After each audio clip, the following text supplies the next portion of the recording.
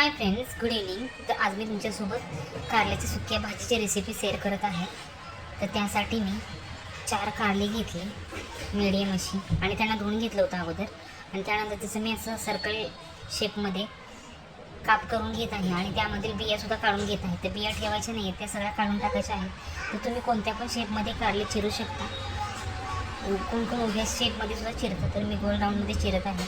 अशा प्रकारे कारले चिरून झाले आहेत, बघू शकता. तर व्यवस्थित धुवून आणि चिरून घेतली आहेत. त्यानंतर मग जर तुम्हाला लवकर कारला भाजत शिजवायचं असेल तर कुकरमध्ये एक शिट्टी करून घ्यायची. तर त्याच्यातलं कडवट पाणी असं ते पण काढून घ्यायचं आणि नंतर कढईमध्ये थोडं तेल टाकायचं आणि मोठा कांदा चिरला होता मी तो त्याच्यामध्ये टाकून घेतला. आणि त्यानंतर मी खोबरं, लसूण आणि जिरेची बारीक पेस्ट बनवली होती मिक्सरमध्ये.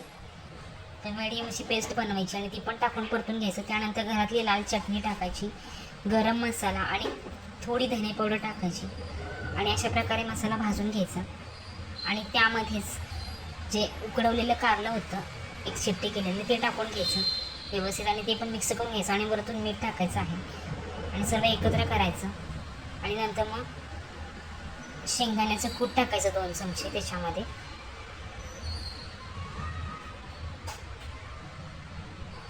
तर ते सुद्धा मिक्स करून घ्यायचं आहे. तर अशा प्रकारे जर तुम्ही भाजी बनवली तर खूप म्हणजे कडवट पण लागत नाही आणि लवकर पण बनून जाते. तर थोडीशी वाफ द्यायची, जास्त नाही द्यायची, कारण की कारला ऑलरेडी शिजला आहे बऱ्यापैकी. तर बघू शकता की भाजी रेडी झाली आहे. तर ही भाजी तुम्ही भाकरी चपातीसोबत खाऊ शकता. खूप छान लागते आणि खूप मस्त बनते आणि सॉफ्ट पण बनते. तर तुम्हाला रेसिपी कशी वाटली नक्की सांगा.